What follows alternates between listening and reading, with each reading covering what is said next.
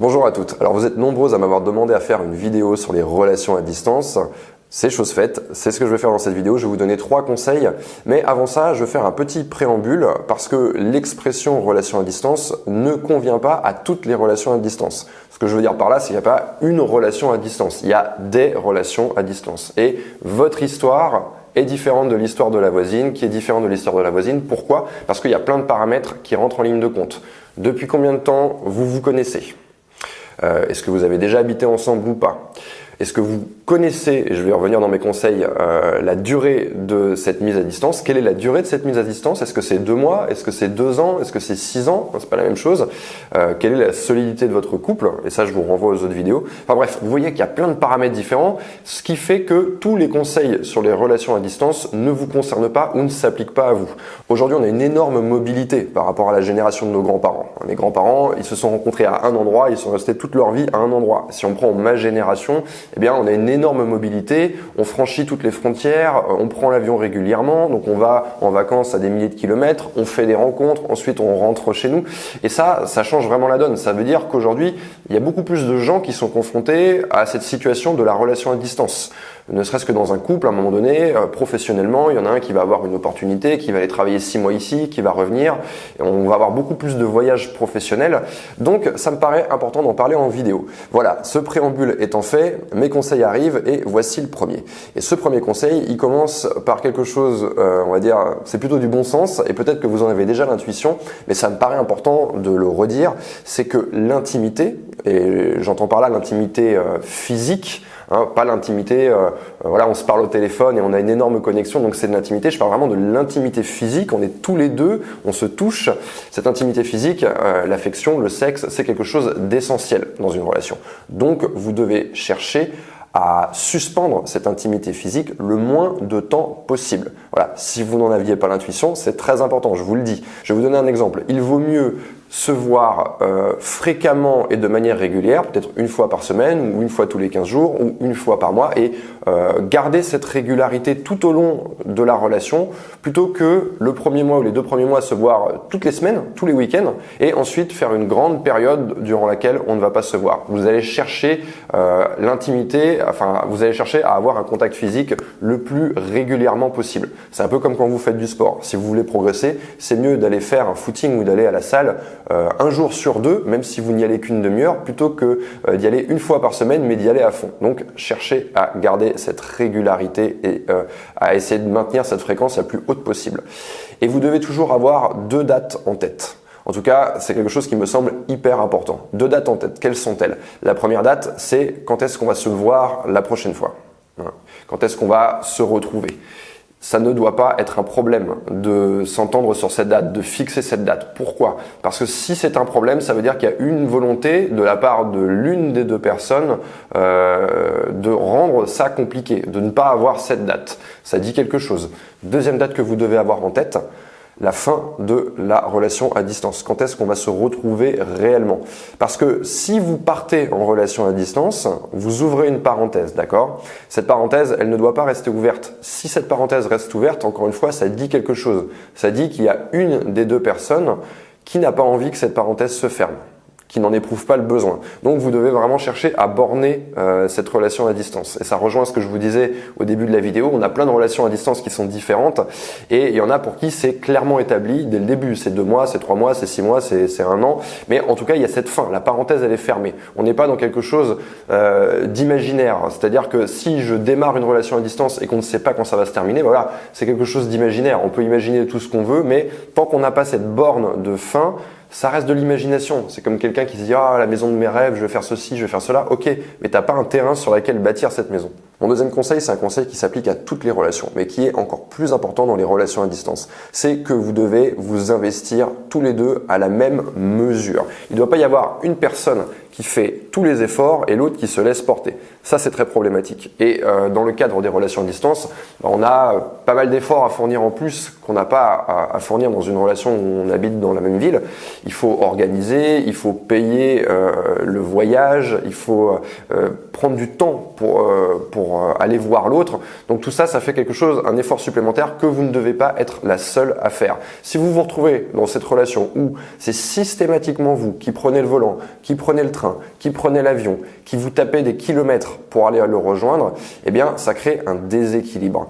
Vous ne voulez pas laisser votre homme dans une relation où il n'a pas à s'investir, où il n'est pas obligé de le faire. C'est important que cet investissement se fasse dans les deux sens.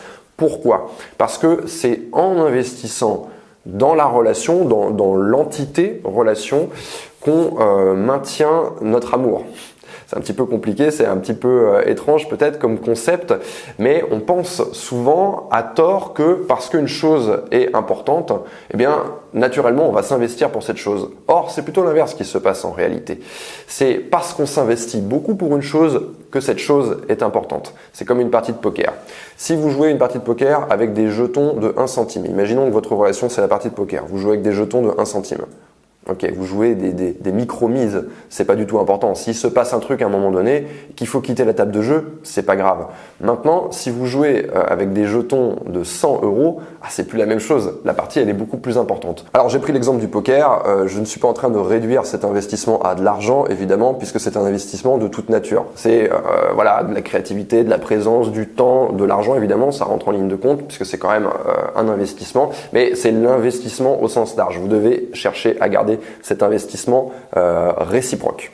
Je vais finir cette vidéo par un troisième conseil qui est un peu plus léger, mais qui est tout aussi important à mon sens pour une relation à distance, qui concerne la communication. Alors vous vous doutez bien que la communication c'est crucial déjà dans une relation, mais dans une relation à distance, puisqu'on se rattache à ces moyens de communication, on essaye de réduire la distance en essayant d'avoir une meilleure communication, très bien, et c'est tout à fait normal que on observe dans une relation à distance un petit peu plus de temps au téléphone, un petit peu plus de lignes écrites dans les messages, mais il ne faut pas tomber dans le piège de devenir envahissant. Il y a toujours une limite à ne pas franchir, le mieux est l'ennemi du bien comme on dit, et trop communiquer, à un moment donné c'est bien de communiquer, mais trop communiquer, ça va pénaliser votre relation. Il y a toujours un moment où on devient envahissant, on devient redondant, on devient prévisible. Donc vous devez chercher en fait cette limite entre le communiquer suffisamment et le trop communiquer et essayer de ne jamais rentrer dans cette zone où à un moment donné l'autre se dit « Oh, il y a trop de messages, j'arrive pas à y répondre, on a passé 2 heures au téléphone hier, maintenant on repasse 1 heure au téléphone, etc. » Ne rentrez pas dans une fréquence, une durée de communication que vous n'allez pas pouvoir tenir sur toute la longueur de votre relation à distance. Je vous dis ça en particulier si votre relation à distance est en train de commencer ou va commencer. Souvent, on est chaud patate dès le début. On a envie, l'autre nous manque énormément, donc on a envie de beaucoup s'appeler. Qu'est-ce qu'on va observer? Énormément d'efforts sur la communication au début. On part sur un rythme que ni lui ni vous n'êtes capable de tenir et ensuite on a une dégradation. Cette dégradation, elle n'est pas bonne pour le moral. Donc c'est bien de partir en vous disant je vais être un tout petit peu frustré au début, c'est pas grave sur les 2-3 premières semaines, mais ma communication elle va rester régulière, constante. On va pas avoir une espèce de courbe qui est à fond au début, qui diminue. Vous devez chercher à avoir une communication, alors qui va avoir, il y aura des hauts, il y aura des bas peut-être, j'en sais rien, mais en tout cas vous voulez que ça bouge perpétuellement. Vous n'avez pas envie d'avoir un énorme haut et un énorme bas. Et pour terminer cette vidéo, j'ai envie de rajouter une chose sur la communication.